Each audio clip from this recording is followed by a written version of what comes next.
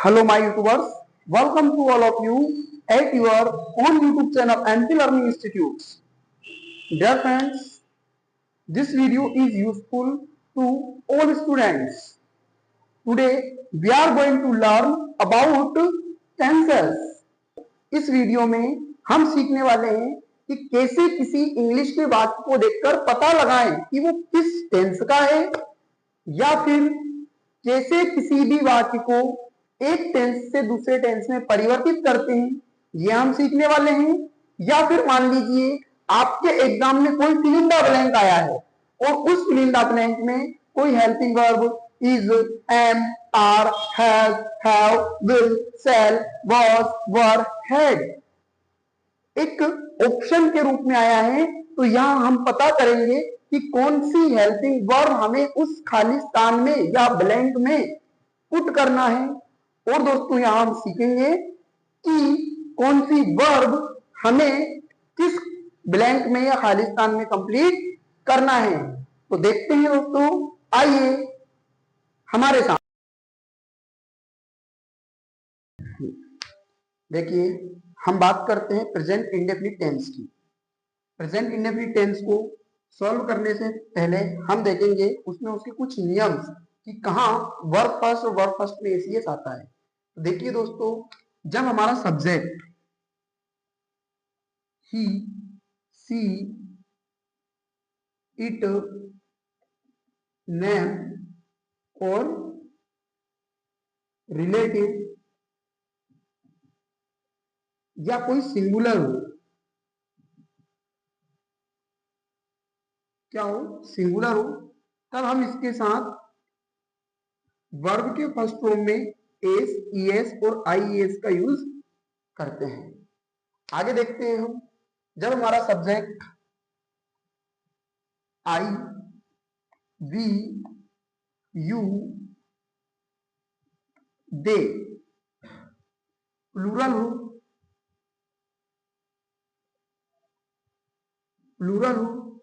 तब हम only verb first का यूज करते हैं। तो ये हमें पहचान इसकी याद रखना पड़ेगा कि जब हमारा subject he, she, it, name, relative होगा तब उसके सिंगुलर सब्जेक्ट के साथ वर्ब फर्स्ट में एसीएस आएगा। इससे हम पता चल जाएगा कि सेंटेंस प्रेजेंट सिंपल का है। सेकंड चीज, जब हम देखेंगे कि आई, वी, यू, दे होगा तो उस प्लूरल सब्जेक्ट के साथ ओनली वर्ब का फर्स्ट फॉर्म आएगा, जिससे हम ये पता करेंगे कि जो वाक्य आया हुआ है हमारे एग्जाम में वो प्रेजेंट सिंपल का है। बात करते हैं, जब हम नेगेटिव या इंट्रोगेटिव बनाते हैं तब वहां हेल्पिंग वर्ब डू और डज का यूज होता है। जब हमारा सब्जेक्ट सिंगुलर होगा तब हम वहां पर डज का यूज करेंगे। जब हमारा सब्जेक्ट सिंगुलर होगा तब हम इंटरोगेटिव तथा नेगेटिव बनाते समय डज का यूज करेंगे। और जब हमारा सब्जेक्ट प्लूरल होगा तब हम इंट्रोगेटिव तथा नेगेटिव बनाते समय डू हेल्पिंग वर्ब का यूज करेंगे। तो दोस्तों, यदि आप चाहते हो कि आपका सेंटेंस सही हो, आपका वाक्य गलत ना हो, आप राइट टेंस से राइट टेंस में परिवर्तित कर पाओ सेंटेंस को, तो उसके लिए आपको ये स्ट्रक्चर्स कंप्लीट करने पड़ेंगे, प्लस ये चार्ट के कुछ रूल्स आपको ध्यान में रखने पड़ेंगे। देखिए, सब्जेक्ट प्लस वर्ब फर्स्ट में ACS plus object, second subject plus do does plus not plus verb first plus object, do does plus subject plus verb first plus object, last में क्वेश्चन मार्क। बात करते हैं past simple या past indefinite tense की। तो past indefinite tense को हम कुछ इस तरीके से पहचानेंगे कि जो आपके एग्जाम में जो वाक्य आया है, जो सेंटेंस आया है, उसका पता करते हैं हम कि वो किस टेंस का है। अगर वो पास्ट सिंपल या इंडेफिनिट का रहेगा तो उस सेंटेंस में वर्ब का सेकेंड फॉर्म अफर्मेटिव में रहेगा, अफर्मेटिव में वर्ब का सेकेंड फॉर्म रहेगा, या नेगेटिव और इंटेरोगेटिव सेंटेंस में डिड हेल्पिंग वर्ब का यूज और प्लस उसके बाद वर्ब का फर्स्ट फॉर्म रहेगा। तो हम वाक्य को देखकर पहचान जाएंगे कि वाक्य आपका पास्ट इंडेफिनिट या पास्ट सिंपल का है। अब देखिए, कैसे किसी अन्य टेंस के वाक्य को हम पास्ट सिंपल में कन्वर्ट करते हैं। उसके लिए हमें पास्ट सिंपल या इंडेफिनिट के स्ट्रक्चर्स कंप्लीट करने पड़ेंगे, जैसे सब्जेक्ट प्लस वर्ब का सेकेंड फॉर्म प्लस ऑब्जेक्ट, फिर subject plus did not plus verb first plus object, फिर did plus subject plus verb first plus object, last में क्वेश्चन मार्क। ठीक इसी तरह दोस्तों आपका है फ्यूचर सिंपल या future indefinite tense. Future indefinite tense में जहां भी वाक्य में देखिए देखते हैं, जहां भी वाक्य या सेंटेंस में हेल्पिंग वर्ब विल या सेल आता है और इसके बाद वर्ब का फर्स्ट फॉर्म आता है, तो हम समझ जाएंगे कि वो आपका टेंस फ्यूचर सिंपल है। विल और सेल आता है वहां पर, तो बात करते हैं सेल कहां पर आता है। जब दोस्तों आपका सब्जेक्ट आई और वी होगा, वहां आप हेल्पिंग वर्ब सेल का यूज करोगे, या वाक्य में आपको सेल देखने के लिए मिलेगा आई और वी के साथ। ठीक, विल का यूज अन्य सभी सब्जेक्ट के साथ होता है, अन्य सभी सब्जेक्ट के साथ विल का यूज होता है। तो ये आपका फ्यूचर सिंपल था। इसी वे में हम बात करते हैं दोस्तों प्रेजेंट कॉन्टिन्यूस, जिसका एक और अन्य नाम है जो 12th क्लास में आता है प्रेजेंट प्रोग्रेसिव के नाम से। देखिए प्रेजेंट कंटिन्यूस टेंस में यहां आपकी हेल्पिंग वर्ब इजेमार आएगी, प्लस ये मैं आपको पहले ही बता चुका हूं कि प्रेजेंट कॉन्टिन्यूस हो, पास्ट कॉन्टिन्यूस हो या फ्यूचर कॉन्टिन्यूस हो, इनमें आने वाली वर्ब के साथ हमेशा आईएनजी आता है। तो अब हमारा डाउट हम क्लियर कर लेते हैं सिर्फ इज एम आर का। तो दोस्तों इज का यूज प्लस आर का यूज और एम का यूज कहां किसके साथ होता है। देखिए जब आपका subject he, she, it, name, relative या सिंगुलर होगा, या सिंगुलर होगा,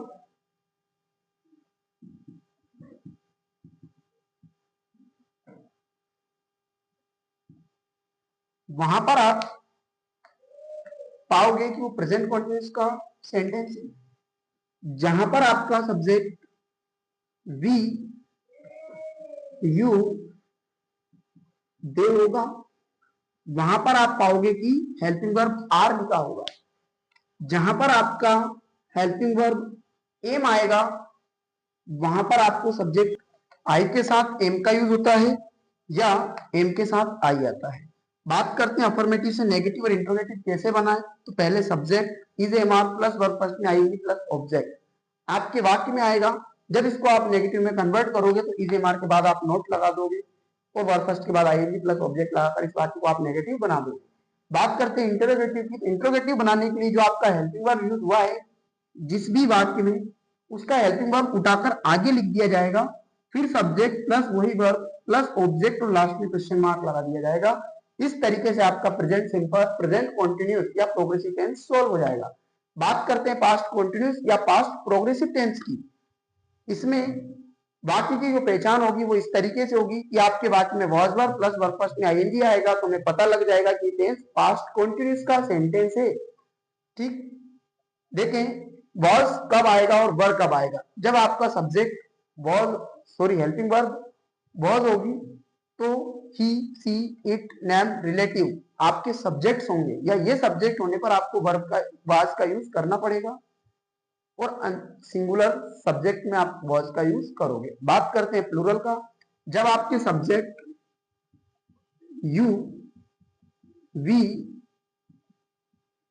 दे होंगे या प्लूरल होंगे,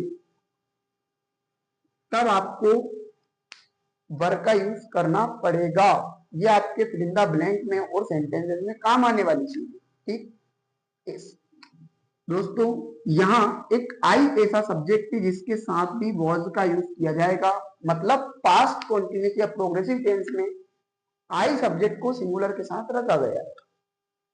आगे देखते हैं कैसे हम इसके ऑफर्मेटिव से नेगेटिव इंट्रोगेटिव में चेंज करेंगे। बात करते हैं subject plus was verb plus verb first में आएंगे प्लस ऑब्जेक्ट। जब हम नेगेटिव बनाएंगे तो वॉज वर्ब के बाद नोट लगा देंगे, और जब इंट्रोगेटिव बनाएंगे तो वॉज वर्ब को आगे करके लिख दिया जाएगा subject plus verb first plus object. Verb first में आईएनजी प्लस ऑब्जेक्ट और लास्ट में क्वेश्चन मार्क हो जाएगा। तो इस तरीके से हम पास्ट कंटीन्यूअस टेंस के सेंटेंस को पहचान कर अफर्मेटिव से नेगेटिव तथा इंट्रोगेटिव में चेंज करेंगे। ओके दोस्तों, बात करते हैं फ्यूचर कंटीन्यूअस की। फ्यूचर कंटीन्यूअस में हमेशा विल सेल के बाद बी और वर्ब फर्स्ट में आईएनजी आएगा। दोस्तों मैं आपको फ्यूचर सिंपल में ही बता चुका हूं कि आई और बी के साथ हमेशा सेल का यूज होगा तथा अन्य सभी सब्जेक्ट्स के साथ विल का यूज होगा। जब भी किसी वाक्य में विल सेल बी, विल या सेल बी और वर्ब फर्स्ट के बाद आईएनजी होगा तो हमें पता चल जाएगा कि वो सेंटेंस फ्यूचर कंटीन्यूअस का है। अब फ्यूचर कंटीन्यूअस में देखते हैं हम कैसे नेगेटिव से इंट्रोगेटिव में चेंज करते हैं। तो अफर्मेटिव का अगर वाक्य आया तो वाक्य कुछ इस तरीके से होगा, सब्जेक्ट प्लस विल या shall plus be plus verb first में आईएनजी प्लस ऑब्जेक्ट। जब इसको नेगेटिव में लेकर जाएंगे तो सब्जेक्ट प्लस विल सेल के बाद not plus be plus verb first में आईएनजी प्लस ऑब्जेक्ट। जब इंट्रोगेटिव में लेकर जाएंगे दोस्तों तो पहले आएगा विल सेल, फिर सब्जेक्ट, फिर बी प्लस वर्ब फर्स्ट में आईएनजी प्लस ऑब्जेक्ट और लास्ट में क्वेश्चन मार्क। अब बात करते हैं हम नेक्स्ट पोर्शन परफेक्ट टेंस की। तो पहले बात करेंगे प्रेजेंट परफेक्ट की। प्रेजेंट परफेक्ट में दोस्तों हम देखते हैं कि यहां हमेशा हेल्पिंग वर्ब, हैव और इनके बाद वर्ब का थर्ड फॉर्म आता है। तो दोस्तों हैज का यूज और हैव का यूज कहां होगा, देखिए हम देखते हैं। जब भी आपका सब्जेक्ट, बात करते हैं सब्जेक्ट की, जब भी आपका सब्जेक्ट सिंगुलर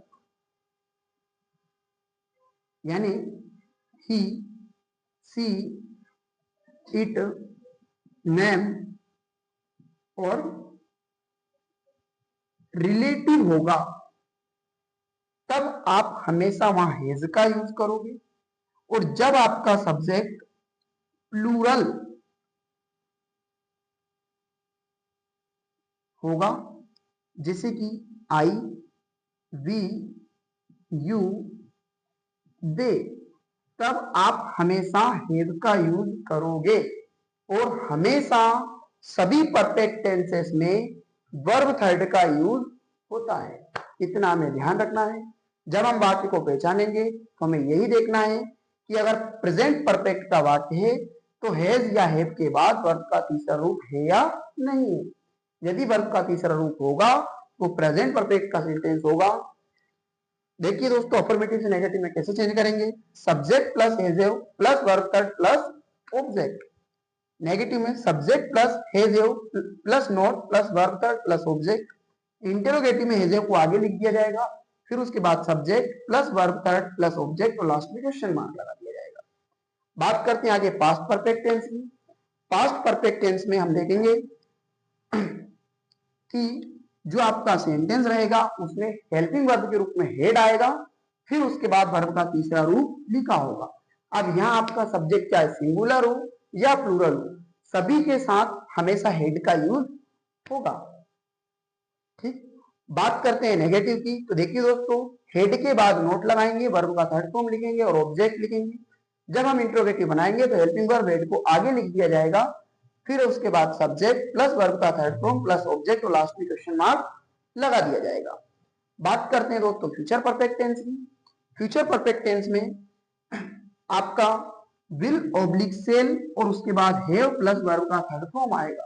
यानी कि जिस भी सेंटेंस में विल सेल हैव और वर्ब का थर्ड फॉर्म आता है वो आपका फ्यूचर परफेक्ट का सेंटेंस कहलाता है। यहां आपको स्ट्रक्चर कंप्लीट करना पड़ेगा। देखिए दोस्तों बात करते हैं subject plus will shall plus have plus verb का थर्ड फॉर्म प्लस ऑब्जेक्ट। जब नेगेटिव बनाएंगे तो subject plus will shall plus not plus have plus verb third plus object. Interrogative बनाएंगे तब हम देखेंगे कि will shall plus subject plus have plus verb third plus object और लास्ट में क्वेश्चन मार्क। तो दोस्तों ये आपके तीन टेंस प्रेजेंट, पास्ट और फ्यूचर थे और इन तीनों के अंदर के तीन टेंस मैंने यहाँ एक्सप्लेन किए हैं। Present simple, present past simple, future simple, present continuous, past continuous और future continuous, present perfect, past perfect, future perfect. तो दोस्तों यहाँ क्या हमारे लिए इंपॉर्टेंट रहा, सुनिए जरा। देखिए सबसे पहले आपको ये करना पड़ेगा, ये चार्ट आपके सामने बना है, इसको आपको आपकी कॉपी में बनाकर कंप्लीट करना पड़ेगा। फिर इसके स्ट्रक्चर्स आपको याद करने पड़ेंगे, क्योंकि कहीं ना कहीं आपके आने वाले 10th, 12th, 9th, 11th या बोलो तो कॉम्पिटिटिव एग्जाम में भी कहीं ना कहीं ये चार्ट आपके लिए बहुत ज्यादा यूजफुल साबित होने वाला है, क्योंकि फिल इन द ब्लैंक आपके टेंसेस से बनते हैं। अफर्मेटिव, नेगेटिव, इंट्रोगेटिव सेंटेंसेस आपके टेंसेस से यूजेस में आएंगे। बात करते हैं टेंस से टेंस में कन्वर्ट करने वाले सेंटेंस की, वो भी आपके टेंस से ही बनते हैं। जैसे कि मान लीजिए एग्जाम्पल के रूप में मैं एक सेंटेंस लेता हूं और आपको एक्सप्लेन करके दिखाता हूं। जैसे कि यहां लिखा है I will teach English. I shall teach English. देखिए दोस्तों, इसको हमें चेंज करना है प्रेजेंट सिंपल में। प्रेजेंट सिंपल या इंडेफिनिट में कन्वर्ट करना है। तो यहां सबसे मेन बात आती है कि ये सेंटेंस चाहे जो भी हो, जैसा भी हो, हमें ये पता है कि फ्यूचर कॉन्टिन्यूस, फ्यूचर सिंपल का है। पर अगर मान लीजिए नहीं भी पता है कि ये फ्यूचर सिंपल का है, लेकिन हमें अगर चेंज करना है प्रेजेंट सिंपल में, तो हमें प्रेजेंट सिंपल का स्ट्रक्चर होना, याद होना जरूरी है, तो ही हम इसको चेंज कर पाएंगे। जैसे कि हम देखते हैं प्रेजेंट सिंपल का स्ट्रक्चर है सब्जेक्ट, तो ये सब्जेक्ट के रूप में हमने आई लिखा प्लस वर्ब फर्स्ट, लेकिन कैसे सब्जेक्ट के साथ, प्लूरल सब्जेक्ट के साथ। तो हम देखते हैं यहाँ प्लूरल सब्जेक्ट में वर्ब का फर्स्ट फॉर्म आएगा, तो आई प्लूरल है, तो यहां पर हो जाएगा टीच। फिर आपका आएगा ऑब्जेक्ट इंग्लिश। तो देखिए दोस्तों, यहां मैंने आपको एक एग्जांपल के थ्रू एक सेंटेंस से सेंटेंस कन्वर्ट करके बताया, जो कि फ्यूचर सिंपल का आपका सेंटेंस था और मैंने उसको प्रेजेंट सिंपल में परिवर्तित कर दिया।